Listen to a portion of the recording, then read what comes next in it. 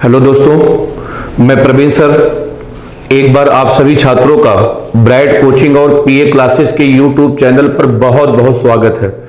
आज हम आपके लिए क्लास 11 की फिजिक्स का पहला लेक्चर हम लोग लेकर के आए हैं। ठीक है, ये पहला लेक्चर हम लोग आज से स्टार्टिंग कर रहे हैं और हमारे जितने भी 11 के छात्र हैं सबको डेली वीडियो मिलता रहेगा। आराम से घर पर बैठ करके इस विपत्ति काल के समय घर पर बैठ करके आप आराम से, ठीक है, अध्ययन करते रहिए। ठीक, तो चलिए हम लोग स्टार्ट करते हैं क्लास 11 की फिजिक्स। देखिए पूरा सिलेबस पाठ्यक्रम हमने बोर्ड पर लिख दिया है। तो आपके सिलेबस को हमने दो खंडों में बांटा है। पहला आपका खंड का है, ये आपका 35 नंबर का है, और दूसरा आपका खंड खा है, ये भी आपका 35 नंबर का है। टोटल नंबर कितने हो गए? 70। उसके बाद 30 नंबर का आपका प्रैक्टिकल होता है। टोटल आपका हो गया 100 नंबर हो गया। अब देखिए खंड खा में आपकी जो है 6 यूनिट है। ठीक है, एकदम एनसीईआरटी बेस्ड सिलेबस आपको हम बता रहे हैं। कुल आपका खंड का में 6 यूनिट है। पहले यूनिट आपकी है भौतिक जगत तथा मापन, इसमें 2 अध्याय है। ठीक है, एक आपका भौतिक जगत हो गया और दूसरा है आपका मापन मात्रक तथा विमा, इसमें 2 चैप्टर है। इसमें से आपका आता है मात्र 2 नंबर का। उसके बाद दूसरा आपका यूनिट है शुद्ध गतिकी, इसमें आपका 4 अध्याय है। ठीक है, शुद्ध गतिकी में 4 अध्याय, रुजरेखी गति है, वृत्तीय गति है, उसके बाद वृत्तीय गति है, प्रक्षेप गति है। ठीक, उसके बाद घर्षण है। इसमें मतलब 4 अध्याय है, इसमें से आपका 6 नंबर का है। उसके बाद तीसरी यूनिट आपकी है गति के नियम। गति के नियम में देखिए 2 अध्याय है आपका, इसमें से 7 नंबर का आता है। उसके बाद चौथी यूनिट आपकी है कार ऊर्जा और सामर्थ्य, इसमें से आपके इसमें 2 अध्याय हैं। एक कार ऊर्जा सामर्थ्य, एक टक्कर है, टक्कर आपको अलग से पढ़ाया जाएगा। इसमें से आपके 7 नंबर के हैं। उसके बाद यूनिट नंबर 5 आपका है दृढ़ पिंड की घूर्णन गति, इसमें केवल एक ही अध्याय, इसमें से आपका 7 नंबर का है। उसके बाद यूनिट नंबर 6 आपकी है गुरुत्वाकर्षण। गुरुत्वाकर्षण में 2 अध्याय हैं। ठीक है, गुरुत्वाकर्षण फर्स्ट है, ये गुरुत्वाकर्षण सेकंड है। ठीक है, इसमें से आपके 6 नंबर के आते हैं। टोटल अगर आप इसको जोड़ेंगे आपका कितना हुआ? 35 नंबर हो गया। ये आपका खंड का। तो खंड का में आपकी 6 यूनिट है और ये देखिए आपका 35 नंबर है। ये आपका खंड का हो गया। अब चलिए बात करते हैं खंड खा की। खंड खा में देखिए 3 यूनिट है। पहली यूनिट आपकी है द्रव्य के गुण, इसमें आपके 3 अध्याय हैं। प्रत्यास्था है, उसके बाद पृष्ठ तनाव है, उसके बाद द्रव का प्रवाह है। जब ये यूनिट पढ़ेंगे तो आपको हम पूरा बताएंगे कि कौन कौन सा अध्याय है। ठीक है, इसमें से आपका 10 नंबर का आता है। उसके बाद दूसरा खंड आपका ऊष्मा। ऊष्मा में तो आपके 8 अध्याय हैं। ऊष्मा बहुत भयंकर तरीके से आपको पढ़ाया जाएगा। एक पूरी कॉपी भरवाऊंगा मैं केवल ऊष्मा में। 8 अध्याय ऊष्मा के हैं, इसमें से 15 नंबर का आता है। और उसके बाद तीसरी यूनिट आपकी है दोलन तथा तरंग, इसमें भी आपके 8 अध्याय हैं। इसमें से आपका आता है 10 नंबर का। अब आप जोड़ेंगे, बताओ कितने नंबर हुए? 35। तो खंड का भी आपका 35 नंबर का हो गया और खंड खा भी आपका 35 नंबर का हो गया। टोटल जोड़ेंगे कितने नंबर? 70 नंबर आपके थ्योरी के हो गए। और बचा आपका प्रैक्टिकल, ये 30 नंबर का होता। टोटल नंबर आपके कितने हो गए? 100 हो गए। और अगर हम बुक की बात करें, किताब की बात करें, ठीक है, अगर हम बुक की बात करें तो बुक में आपको एनसीईआरटी किताब तो आपको लेना ही लेना है। ठीक है, बुक में आप एनसीईआरटी, ये तो कंपलसरी है, तो मस्ट है, ये तो आपके पास रहना ही चाहिए। एंड उसके बाद कोई भी आप एक किताब ले सकते हैं। ठीक है, रेफरेंस बुक एनसीईआरटी के अलावा कोई भी रेफरेंस बुक आप ले सकते हैं, जो आपकी मर्जी हो। बहुत मार्केट में कुमार मित्तल है, यश अच्छी किताब यश लाल लेना चाहे तो आप यश लाल की, सुंदर लाल की किताब आती है। ठीक है, इसको आप ले सकते हैं। कोई भी किताब आप एक और ले सकते हैं क्वेश्चन सॉल्व करने के लिए। ठीक है, ये देखिए आपका पूरा का पूरा सिलेबस है। आप इसको जल्दी से, ठीक है, नोट कर लें। तब उसके बाद फिर हम लोग पहला यूनिट आज हम, ठीक है, आपके बीच में शुरू करने जा रहे हैं। बढ़िया से देखिए पूरा सब हमने लिख दिया है। यही आपका पूरे 11th का सिलेबस है। आप इसको बहुत अच्छे तरीके से नोट कर लें। ठीक है, तब उसके बाद फिर हम लोग आगे बढ़ते हैं। ठीक है, तो याद रखिएगा ये आपका पूरा सिलेबस है। कुल आपके पास 9 यूनिट है। 6 3 9 यूनिट आपकी है। टोटल 70 नंबर आपका है। ठीक है, और 11th का जो टॉपिक है ये कंपटीशन के लिए, जितने भी कॉम्पिटेटिव एग्जाम होते हैं, जैसे आपका एयरफोर्स है, एनडीए है, नेवी है, एयरफोर्स एक्स ग्रुप है, वाई ग्रुप है। ठीक है, उसके बाद आईआरटी है, पॉलिटेक्निक है, या आईआईटी है, नीट है, जितने भी एग्जाम ठीक कॉम्पिटेटिव होते हैं सबके लिए बहुत महत्वपूर्ण है। जैसे कुछ लोग होते हैं 11th नहीं पढ़े हैं, उसके बाद अब चूंकि 11th की फिजिक्स अलग है, 12th की अलग है, तो 11th नहीं पढ़े रहते हैं, 12th पढ़ के पास हो जाते हैं, लेकिन आगे जब जाते हैं तो उनका सारा काम रुक जाता है। इसलिए 12th पास तो करिए, लेकिन 11th के सारे सिलेबस को पढ़ करके जाइए, तभी आप आगे कुछ भी कर पाएंगे, अदरवाइज आगे का रास्ता आपके लिए बिल्कुल ब्लॉक हो जाएगा। ये आपका बेस है, ठीक है, महत्वपूर्ण है, पढ़ने में मजा भी आता है, बहुत अच्छे हैं, अच्छा लगता है पढ़ने में। जल्दी से आप इसको नोट करिए, फिर हम लोग इसको शुरू करने जा रहे हैं। हो गया सबका? नोट कर लिए हो तो उसके बाद फिर आगे इसको हम हटा दें। ये आपका पूरा सिलेबस है, ध्यान रखिएगा, ठीक है। चलिए, उम्मीद है आप इसको नोट कर लिए हैं। इसको मैं हटा रहा हूं। अब आप देखें ध्यान से, तो पहले यूनिट हम लोग शुरू करने जा रहे हैं, ठीक है। पहले यूनिट का आपका नाम है भौतिक जगत तथा मापन। पहले यूनिट हम लोग आज शुरू करेंगे, आराम से बिल्कुल पढ़िएगा। नाम है भौतिक जगत तथा मापन, ठीक है। चलिए भाई, बहुत बढ़िया, आराम से बिल्कुल पढ़िएगा। तो चलिए देखें, पहली यूनिट नंबर फर्स्ट, ठीक है, इसका नाम है भौतिक जगत तथा मापन। ये पहली यूनिट है। अब देखिए, इसको हम 2 अध्याय में बांटने जा रहे हैं, ठीक है। पहला अध्याय, उसके बाद अभी हमने आपसे कहा कि इसमें 2 अध्याय हैं, 2 अध्याय में आपको बांटने जा रहा हूं। पहले अध्याय में आपको पढ़ाऊंगा मापन, उसके बाद मात्रक तथा विमा। ये हमारा पहला चैप्टर होगा, और जब आप इसको पढ़ लेंगे तब मैं आपको पढ़ाऊंगा भौतिक जगत। हालांकि किताब में भौतिक जगत पहले दिया है, लेकिन मैं आपको भौतिक जगत बाद बताऊंगा, क्योंकि आपको भौतिक जगत के बारे में हम बहुत सारी जानकारी दे सके। अभी अगर हम बताना शुरू करेंगे तो आपको रटना पड़ जाएगा। अभी अगर आपको भौतिक जगत हम बताएंगे तो आपको हर बातें रटना पड़ जाएगा, लेकिन जब आप ये चैप्टर पढ़ लेंगे तब उसके बाद आपको भौतिक जगत बहुत बढ़िया समझ में आएगा। क्लियर है? ये देखिए, ये जो दोनों अध्याय हैं, ये आपके जो दोनों चैप्टर हैं, इससे मात्र बहुत कम पूछा जाता है, मात्र 2 नंबर का आता है, 2 नंबर का। लेकिन इससे क्या मतलब है, पढ़ना आपको सभी है, ठीक है।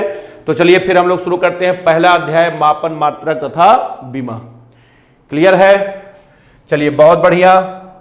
अब हम लोग शुरू करने जा रहे हैं अध्याय नंबर फर्स्ट, ठीक। पहला चैप्टर हम लोग शुरू करने जा रहे हैं, अध्याय 1। अध्याय 1 मापन, उसके बाद मात्रक तथा विमा। इसको अंग्रेजी में हम लोग बोलते हैं मेजरमेंट,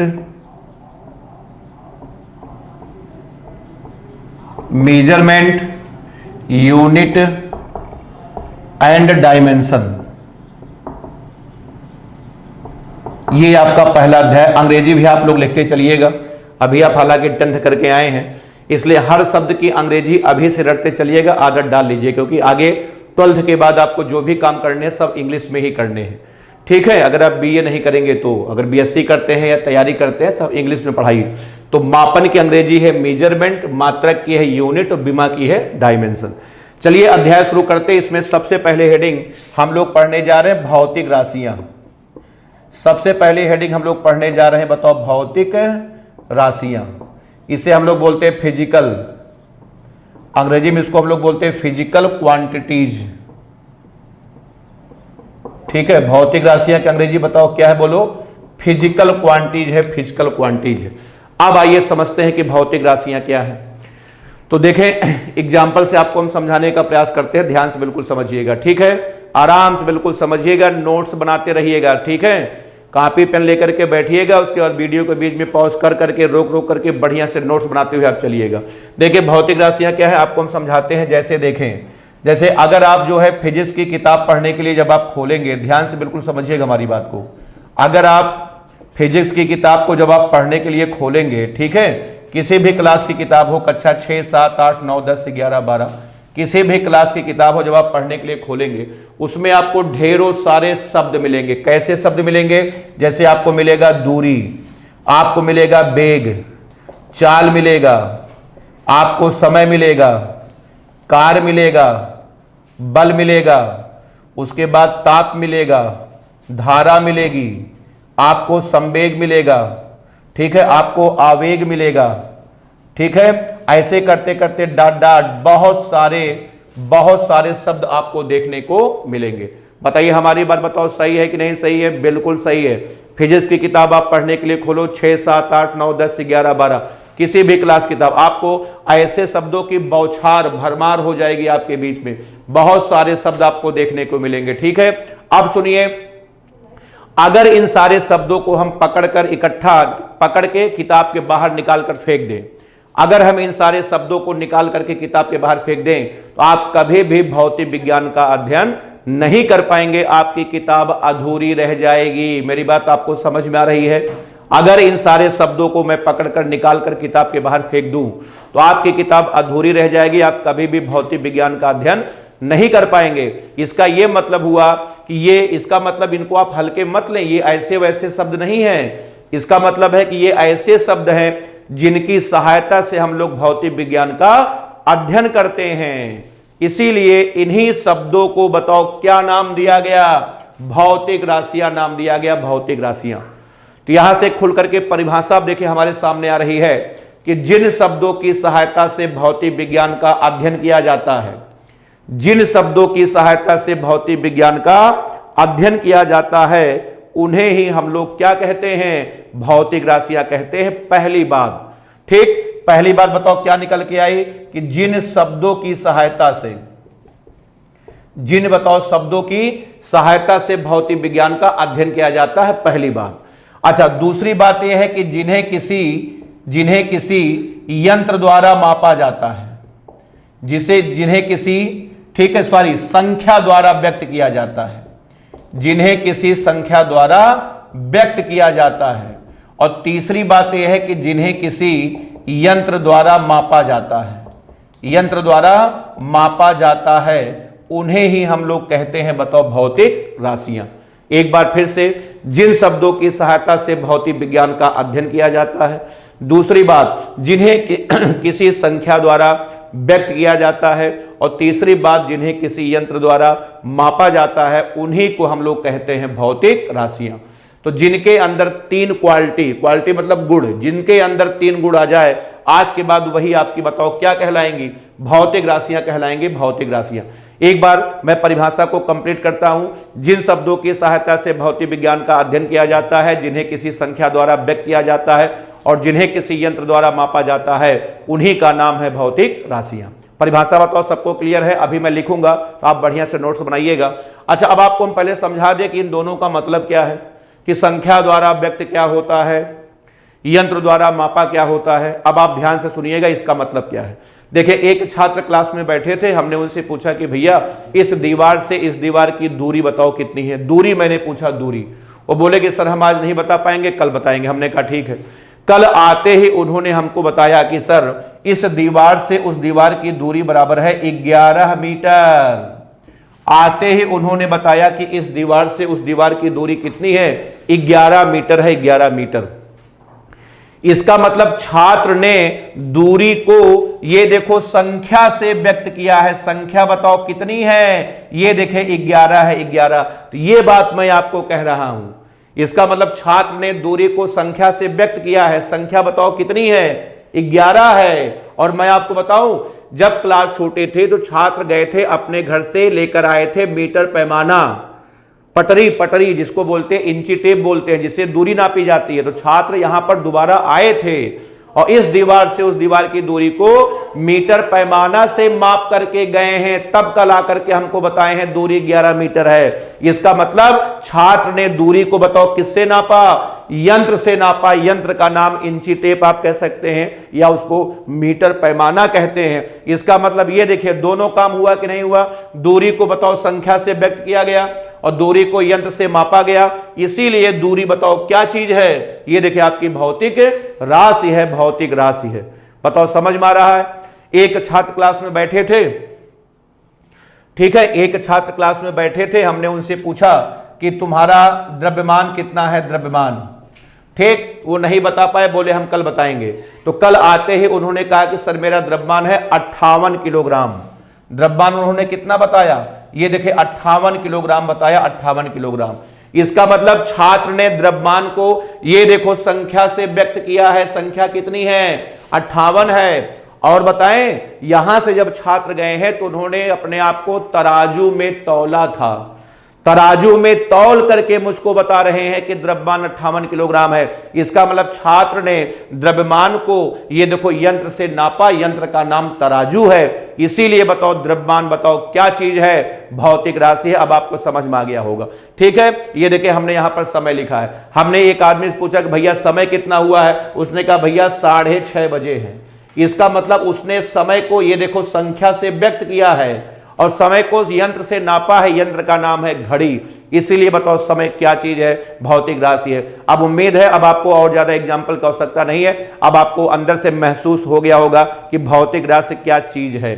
समझ गए क्या चीज है? जिनके अंदर 3 क्वालिटी आ जाए वही आज के बाद भौतिक राशियां हैं। जिन शब्दों की सहायता से भौतिक विज्ञान का अध्ययन किया जाता है, जिन्हें किसी संख्या द्वारा व्यक्त किया जाए, जिन्हें किसी यंत्र द्वारा मापा जाए, उन्हीं का नाम भौतिक राशियां हैं। जैसे सुनिए, एक छात्र हैं क्लास में बैठे थे, बहुत दुखी थे। हमने उनसे पूछा कि क्या हुआ, कितना? हमने कहा क्या हुआ? बोले कि मैं बहुत दुखी हूं। हमने कहा कितना दुखी हो? अब वो ये नहीं कह सकते हैं कि मैं 15 दुखी हूं। अब छात्र कभी नहीं कह सकते कि मैं 15 दुखी हूं, मैं 150 दुखी हूं। इसका मतलब छात्र बताओ दुख को संख्या से व्यक्त नहीं कर सकते और दुख को नापने का कोई आज तक यंत्र भी नहीं बना है, इसलिए बताओ दुख भौतिक राशि नहीं है। एक छात्र क्लास में बैठे मुस्कुरा रहे थे। हमने कहा क्या हुआ? बोले सर मैं बहुत खुश हूं। हमने कहा कितना खुश हो? अब वो ये कभी नहीं कह सकते हैं कि मैं 15 खुश हूं, मैं 150 खुश हूं, मैं 3000 खुश हूं। इसका मतलब मजबूरी देख रहे हैं, छात्र बताओ खुशी को संख्या से व्यक्त नहीं कर सकते हैं और खुशी को नापने का आज तक वैज्ञानिक कोई यंत्र भी नहीं बना पाए हैं। इसीलिए दुख हो गया, खुशी हो गया, गम हो गया, ये सब लोग बताओ भौतिक राशि नहीं है। बताओ सबको बताओ क्लियर है, समझ में सबको आया कि नहीं आया? तो चलिए अब हम, ठीक है, एग्जाम्पल आपको समझ में आ गया होगा। अब आइए हम इसकी परिभाषा देते हैं। चलिए अब आइए परिभाषा हम आपको बताने जा रहे हैं, ध्यानपूर्वक बिल्कुल समझिएगा। लिखे, देखिए परिभाषा आपकी होगी, सब लोग लिखते चलिएगा कि जिन शब्दों की सहायता से जिन शब्दों की सहायता से भौतिक विज्ञान का जिन शब्दों की सहायता से भौतिक विज्ञान का अध्ययन किया जाता है, अध्ययन किया जाता है, जिन्हें किसी संख्या द्वारा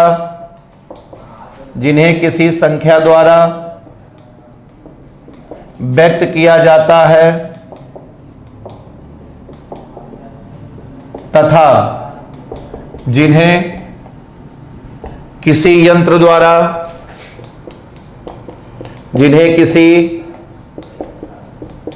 द्वारा मापा जाता है, उन्हें ही भौतिक राशियां कहते हैं। उन्हें ही बताओ क्या कहते हैं? भौतिक राशियां बताओ कहते हैं। उम्मीद है इतना समझाने के बाद परिभाषा आपको रट गया होगा। चलिए अब देखिए छोटे छोटे पॉइंट आपको बताते हैं। ये देखिए नंबर 1, पहले पॉइंट में आपको बता रहे फॉर एग्जाम्पल, मतलब उदाहरण के लिए। फॉर एग्जाम्पल का मतलब क्या होता है? उदाहरण के लिए। जैसे आपका दूरी है, उसके बाद आपका विस्थापन है, दूरी है, विस्थापन है, उसके बाद चाल है, वेग है, आपका द्रव्यमान है, ठीक है, आपका समय है, आपका बल है, आपका कार्य है, ठीक है, उसके बाद आपका ताप है, उसके बाद दाब है, उसके बाद धारा है, उसके बाद डॉट डॉट डॉट आदि। ये सारे के सारे लोग बताओ क्या हैं? सब भौतिक राशियां हैं, क्योंकि सब में 3 क्वालिटी है, ठीक है। इन्हें संख्या से व्यक्त कर सकते हैं और इन्हें आप किसी यंत्र से माप सकते हैं। अब उसके बाद देखिए दूसरे पॉइंट में आप हम लिख रहे हैं कि ये जो आपकी भौतिक राशियां हैं, इनकी संख्या आपको हम बता दें, एक अनुमान बता रहे हैं। भौतिक राशियों की कुल संख्या, भौतिक राशियों की कुल संख्या, ठीक है, ये करीब आपकी 700 से 800 के बीच में। इसको भी याद रखना, एक अनुमान है, एग्जैक्ट नहीं पता है, एक आइडिया आपको दे रहे हैं। 700 से बताओ किसके बीच में है? 800 के बीच हैं। अभी अगर आपसे पूछे तभी आपको मुश्किल से 35 या 40 भौतिक राशियों के नाम अभी आपको याद होगा। आप हाई स्कूल पास करके आए हैं, 2 साल में मुश्किल से 35 से 40 भौतिक राशियों का नाम ही आपको याद होगा। आप 35 या 40 से ही आपका परिचय हो पाया होगा। लेकिन जैसे जैसे अब आप आगे बढ़ते जाएंगे, डेली आपको नई नई भौतिक राशियां 2, 4, 6 पर डे आपको मिलेंगे। ऐसे करते करते टोटल बताओ संख्या कितनी है? 700 से 800 के बीच में है। और एक पॉइंट आपको हम और कहना चाहते हैं, देखें, तीसरा पॉइंट आपका एक और है कि जो भौतिक राशियां हैं, तीसरा पॉइंट आपका यह है कि जो भौतिक राशियां हैं, भौतिक राशियां, ठीक है, ये भौतिक राशियां जो आपकी हैं, ये भौतिक नियमों का, ठीक है, पूर्ण रूप से पालन करती हैं। पूर्ण रूप से बताओ क्या करती हैं? बोलो, पालन करती हैं। जितनी भी भौतिक राशियां हैं, ये सभी भौतिक नियमों का बताओ पूर्ण रूप से क्या करती हैं? बोलो, पालन करती हैं, पालन करती हैं। अब बताओ भौतिक राशियों के बारे में कहीं कोई दिक्कत या कोई समस्या आपको नहीं होना चाहिए। परिभाषा के बाद 3 पॉइंट हमने आपको छोटे छोटे बताए हैं। बताओ क्लियर है? अब आप जल्दी से आप इसको नोट कर लें, तब उसके बाद हम लोग आगे बढ़ते हैं अगले हेडिंग की तरफ। नोट कर ले सब लोग, जल्दी से स्क्रीनशॉट ले लें, ठीक है, बढ़िया से नोट्स बनाइएगा सब लोग। एक एक बात बिल्कुल समझते चलिएगा, रिलैक्स होकर के आराम से, ठीक है। हाई स्कूल में जो कुछ भी आपने पढ़ा है अच्छी बात है, नहीं पढ़ा है तो भी कोई दिक्कत नहीं है। यहां से आप लग जाइए, आराम से मेहनत से पढ़िए, सब चीजें आपको समझ में आएंगी। अब बताइए भौतिक राशियों के बारे में कोई दिक्कत नहीं है, तो जिनके अंदर 3 क्वालिटी आ जाए वही आज के बाद भौतिक राशियां हैं। संख्या 700 से 800 के बीच में है और भौतिक राशियां सभी भौतिक नियमों का पूर्ण रूप से पालन करती हैं। चलिए अब मैं इसको हटा दे रहा हूं। अब आइए हम लोग आगे बढ़ते हैं, ठीक है। चलिए अब हम लोग आगे बढ़ते हैं, अगले हेडिंग की तरफ बढ़ते हैं, अगले हेडिंग की तरफ बढ़ते हैं, ठीक है। अब देखें अगली हेडिंग हमारी है, अगली हेडिंग हमारी है मूल राशियां।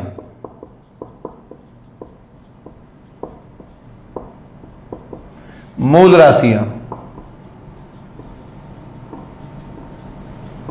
इसे हम लोग बोलते हैं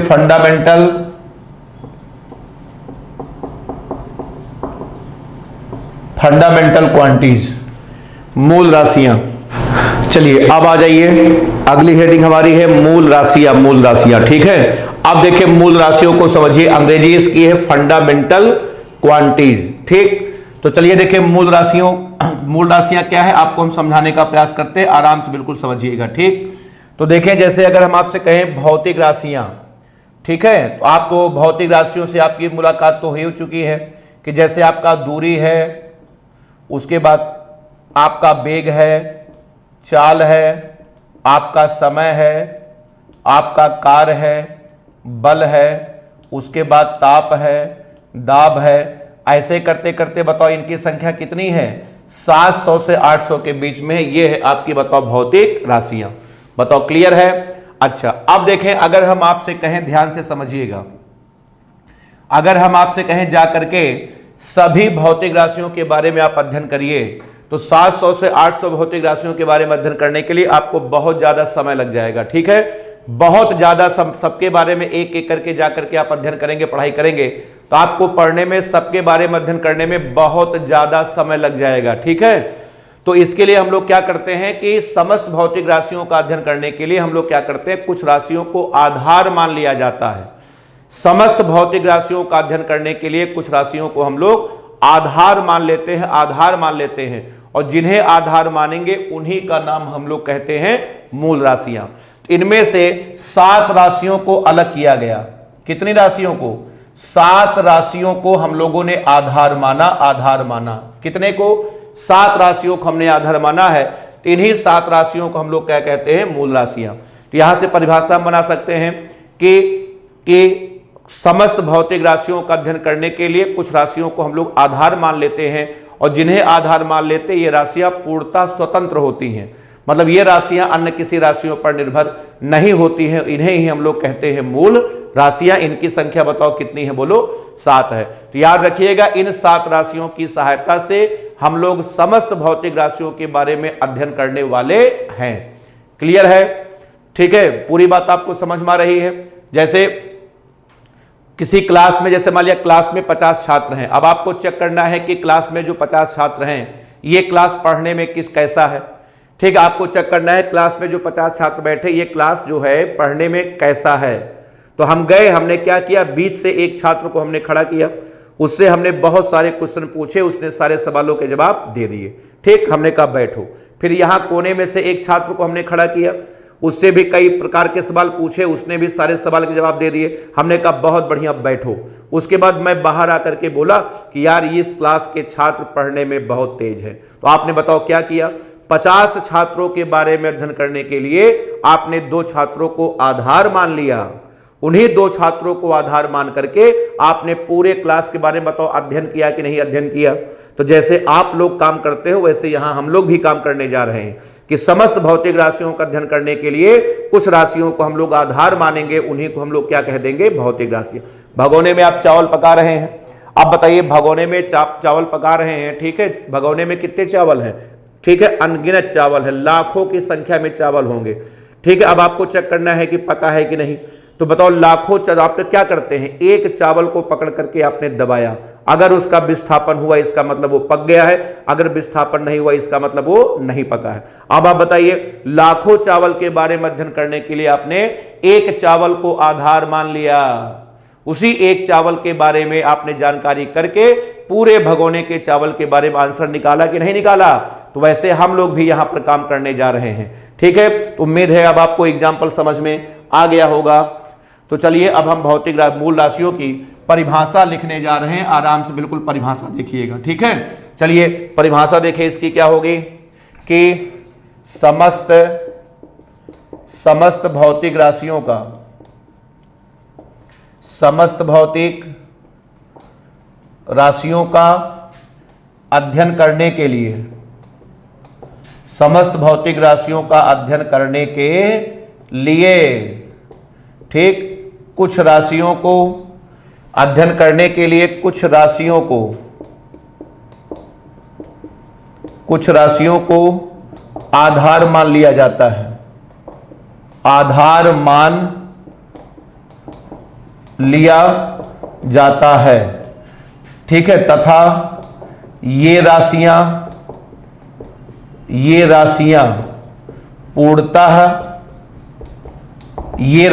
पूर्णतः स्वतंत्र होती हैं, पूर्णतः स्वतंत्र होती हैं, ठीक है। इन्हें ही मूल राशियां कहते हैं। इन्हें ही बताओ क्या कहते हैं, इन्हें ही बताओ मूल राशियां कहते हैं। अब बताइए परिभाषा बताओ, समझ में सबको आई। अब यहां से हम कह सकते हैं, देखिए स्टार बना करके, अब हम कह सकते हैं, बताए मूल राशियों की, बताइए मूल राशियों की कुल संख्या, मूल राशियों की कुल संख्या बताओ कितनी है। ये देखिए आपकी 7 है, 7 है, 7 है, ठीक है। अब कौन कौन है एक एक करके आपको हम बताते हैं, पहले आप इतना जल्दी से लिख लें। तो मूल राशियों की संख्या 7 है, क्या क्या है आपको हम एक एक करके सब बताते हैं, एकदम आराम से बिल्कुल पढ़िएगा। चलिए हो गया सबका, यहां तक नोट कर लिए होंगे सभी लोग आप लोग, ठीक है, याद रखिएगा। चलिए बहुत बढ़िया, अब आइए एक एक करके बताते हैं, देखें कौन कौन है। 7 हैं तो देखें, सबसे पहले आपका, ठीक है, नंबर 1 में आपका सबसे पहले आपका आता है लंबाई। सबसे पहले बताएं मूल राशि आपकी कौन है, लंबाई है, इसको हम लोग बोलते हैं लेंथ, ठीक। उसके बाद नंबर 2 में आपका आता है द्रव्यमान, इसको हम लोग बोलते हैं मास। उसके बाद नंबर 3 में आपका आता है समय, समय को आप तो जानते हैं, इसको बोलते हैं हम लोग टाइम। उसके बाद नंबर 4 में आपका आता है ताप, टेम्परेचर, उसके बाद नंबर 5 में आपका आता है विद्युत धारा, इसको बोलते हैं इलेक्ट्रिक करंट। Electric current. उसके बाद नंबर 6 में आपका आता है ज्योति तीव्रता। ज्योति तीव्रता, ल्यूमिनस इंटेंसिटी। Luminous intensity. और एक आपका और है नंबर 7, यह है आपकी पदार्थ की मात्रा। पदार्थ की मात्रा, इसको बोलते हैं amount of substance. Amount of substance, ये है पदार्थ की मात्रा। ये आपकी 7 मूल राशियां हैं, ध्यान रखना। ये राशियां ठीक है एकदम स्वतंत्र हैं। ये राशियां अन्य किसी राशियों पर निर्भर नहीं करती। मूल राशियों की परिभाषा किताब में कई प्रकार से जितनी किताब है, तरह तरह की परिभाषा, सब परिभाषा सही है, ऐसा नहीं है कि जो हम बताएं वही सही है। कुछ किताब में लिखा है कि वे राशियां जो परस्पर स्वतंत्र होती हैं तथा जिनका मान अन्य किसी राशि पर निर्भर नहीं करता, वे मूल राशियां कहलाती है। भी बिल्कुल सही बात है। जब हमने पॉइंट में बता दिया कि ये राशियां एकदम पूरी तरीके से स्वतंत्र होती हैं, इसका मतलब है कि इन राशियों का मान अन्य किसी पर निर्भर नहीं करता। तो ये भी आपकी परिभाषा है, आप जैसे चाहें वैसे आप परिभाषा बना करके बता सकते हैं। अब आप इसको जल्दी से नोट करिए, तब उसके बाद फिर हम लोग आगे बढ़ते हैं। ये 7 मूल राशियां हैं, ध्यान रखिएगा। इन्हीं की सहायता से हम लोग समस्त भौतिक राशियों के बारे में अध्ययन करने वाले हैं। ये हमारी प्लानिंग है, ये हमारा ठीक है प्रोग्राम है। चलिए, बहुत लंबा कार्यक्रम है, आराम से बिल्कुल पढ़ते चलिए, सारी बातें नोट्स बढ़िया से बनाते चलिएगा। सब लोग एक एक पॉइंट कायदे से मन लगा करके पढ़िए। हाई स्कूल में जो कुछ भी हो गया अच्छा बुरा भूल जाइए, यहां से आप मन लगा करके पढ़िए, आपको सब कुछ सही होगा हमेशा। चलिए, हो गया सबका। तो अब हम लोग आगे बढ़ें। चलिए, अब हम लोग अगले टॉपिक पर बढ़ रहे हैं, ऐसे आप बिल्कुल समझते चलिए। अब आइए हम लोग बात करते हैं, अगली हेडिंग में हम लोग पढ़ने जा रहे हैं। हमारी अगली हेडिंग है मात्रक। मात्रक, मात्रक को हम लोग अंग्रेजी में बोलते हैं यूनिट। ठीक, तो चलिए देखें, अब हम मात्रक की बात करते हैं। मात्रक क्या होता है, ठीक है, तो आप समझिए मात्रक क्या है। जैसे देखें, एक छोटा सा एग्जाम्पल आपको बताएं, सुनिएगा। मात्रक क्या है, हम आपको एग्जाम्पल समझाते हैं। जैसे मान लिया कि हमने किसी से पूछा कि बताओ तुम्हारी लंबाई कितनी है। लंबाई, मैंने किसी से पूछा कि तुम्हारी लंबाई कितनी है, उसने कहा मेरी लंबाई है 2 किलोग्राम।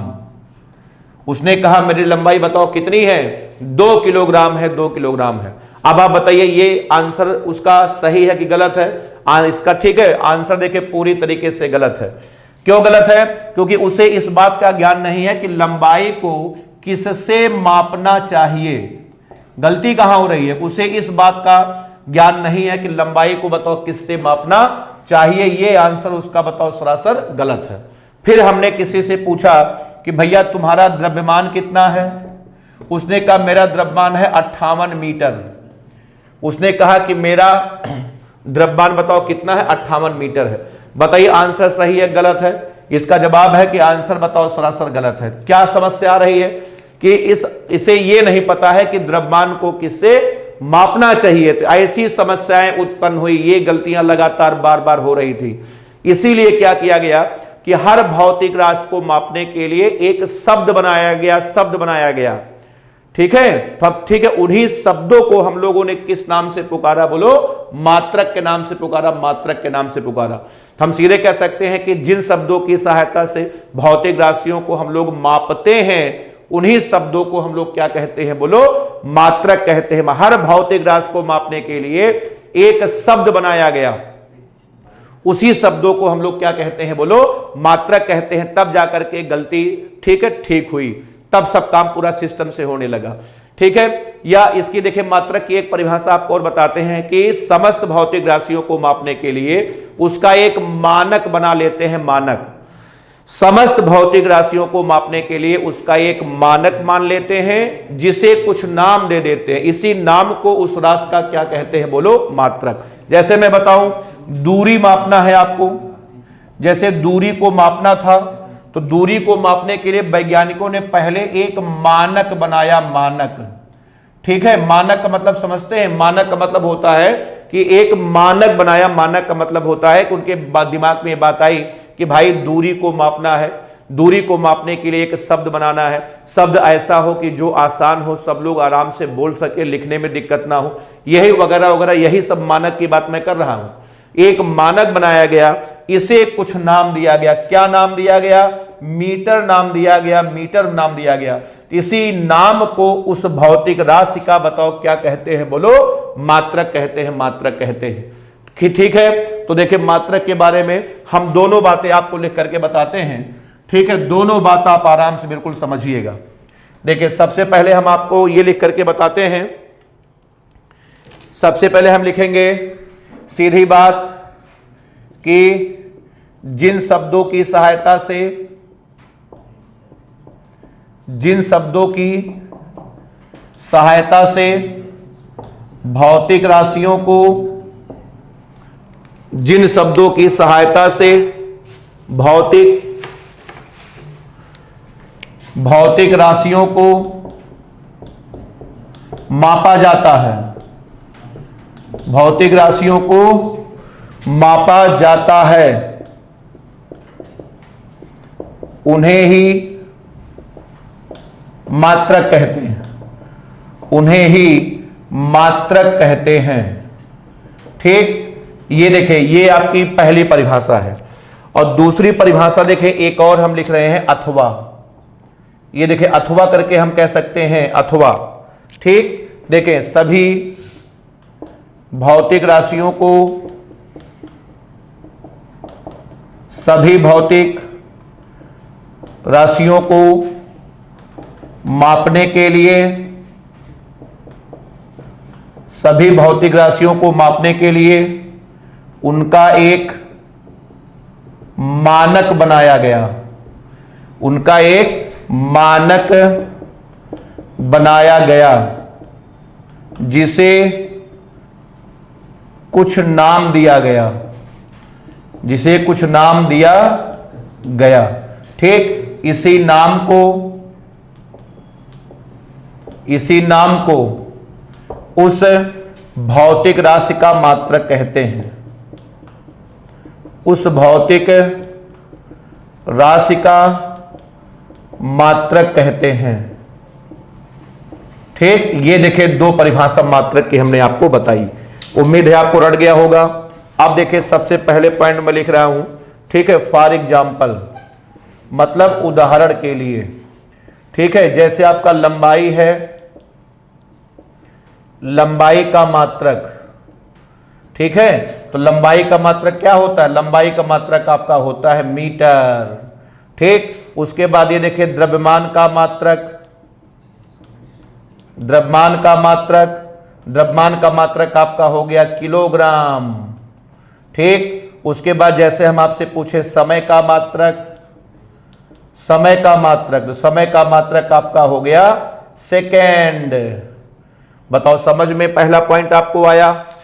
और देखिए दूसरा पॉइंट आपका यह है कि मात्रक को, दूसरा पॉइंट यह है कि मात्रक को हम लोग स्मॉल यू से लिखते हैं। मात्रक को जब कभी भी लिखने की बात आएगी, बताओ किससे लिखेंगे? स्मॉल यू से लिखते हैं, क्योंकि मात्रक की अंग्रेजी यूनिट का पहला अक्षर बताओ क्या है? यू है। इसलिए मात्रक को हम लोग किससे लिखते हैं? बोलो, यू से। अब बताइए मात्रक के बारे में कोई दिक्कत तो नहीं है? तो हर भौतिक राशि को मापने के लिए एक शब्द बनाया गया है, उसी शब्द को भौतिक राशि का हम लोग मात्रक कहते हैं, मात्रक कहते हैं। तो जिन शब्दों की सहायता से भौतिक राशियों को मापा जाता है उन्हें ही मात्रक कहते हैं। या समस्त भौतिक राशियों को मापने के लिए एक मानक बनाया गया, जिसे कुछ नाम दिया गया, उसी नाम को उस भौतिक राशि का मात्रक कहते हैं। और मात्रक को हम लोग किससे लिखते हैं? यू से लिखते हैं। अब आप जल्दी से इसको नोट करिए, फिर उसके बाद आपको हम आगे बताते हैं। नोट कर लें, उसके बाद फिर हम लोग अगले टॉपिक की तरफ चलते हैं। ठीक है, एकदम आराम से बिल्कुल समझ के काम करिएगा। नोट्स एकदम बढ़िया से बनाते चलिए। नोट्स आपको हमेशा काम देगा, ध्यान रखिएगा। ऐसे नहीं कि वीडियो देख लिए काम खत्म हो गया हवा में। ठीक है, वीडियो देखते रहिए, नोट्स को बनाते रहिएगा सब लोग। ठीक है, बिना नोट्स बनाए पढ़ाई मत करिएगा। समझ में आपको नहीं आता है, सब हवा में रहेगा। समझ में उस समय तो आ जाएगा, लेकिन 2 दिन बाद भूल जाएगा। चलिए, हो गया सबका। चलिए अब हम लोग अगले हेडिंग की तरफ बढ़ते हैं। अगले हेडिंग की तरफ हम लोग बढ़ने जा रहे हैं, ध्यान दीजिएगा।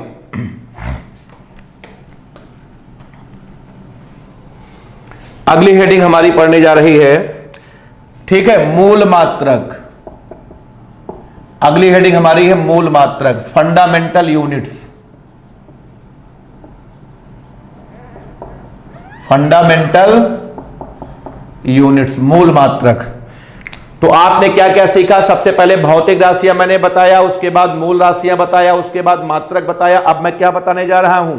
मूल मात्रक बताने जा रहा हूं। तो हमको लगता है नाम से ही आपको समझ में आ गया होगा, ठीक है। भौतिक राशियों के मात्रक को मात्रक कहते हैं, लेकिन मूल राशियों के मात्रक को क्या कहते हैं? मूल मात्रक कहते हैं। आप बताइए मूल राशियों की संख्या कितनी है? 7 है। तो बताओ मूल मात्रक भी कितने होंगे? बोलो 7 होंगे। तो सीधे हम कह सकते हैं कि मूल राशियों के मात्रक को ही, मूल राशियों के मात्रक को ही क्या कहते हैं? मूल मात्रक कहते हैं।